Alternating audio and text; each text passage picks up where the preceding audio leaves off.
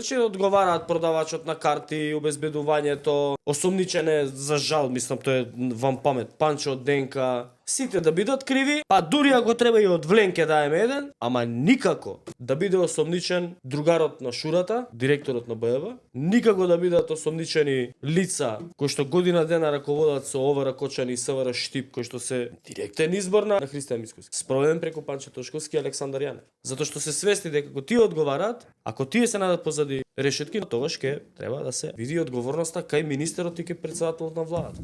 Актуелниот, сегашниот министер за економија, Бесар Дурмиши, од коалицијата Влен, член на владата на Христијан Мицковски, вели: Министерството за економија и труд, постапувајќи по поднесеното барање, ја разгледува документацијата која содржи акти и документи издадени од други институции и врз основа на истата, доколку се исполнети условите, е задолжително да ја даде лиценцата за вршење угостителска дејност во ноќен бар, кабаре, диско клуб и диско клуб на отворен простор со период од важност од 1 година. Министерството за е да надлежно, ниту има механизам за вршење на увид, надзор или контрола во објектот во кој ќе се врши дејноста. Он ги покажа со прст, кој е одговорен. Министерството за економија на својот сајт или на шалтер кога идете има поставено образци, го зимате тој образец, го пополнувате со вашите податоци на фирмата и доле пишува што друго треба да доставиш во прилог на таа апликација. Согласно од орган на државна управа надлежен за работите од областа на внатрешни работи дека се исполнените условите за заштита на јавниот ред и мир и безбедноста во сообраќај. Во овој случај дале согласност овие што се денес актуелни поставени од Панчо Тошковски и Александар Јанев. Копија од пријава за исполнување минимално технички услови за вршење угостителска дејност. Таа копија се добива од општината и од Државниот пазарен инспекторат. Министерот за економија појаснува она што го збориме цела недела дека